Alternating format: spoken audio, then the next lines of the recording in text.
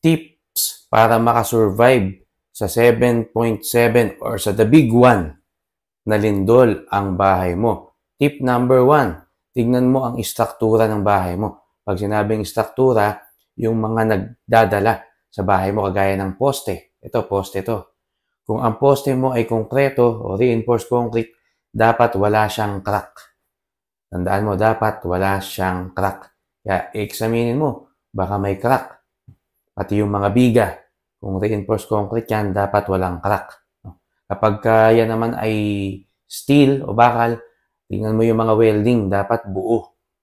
Dapat walang crack yung mga welding. Kung kahoy naman yan, yung mga poste mo at mga biga mo, dapat hindi siya tabingi. At dapat hindi siya gumagalaw.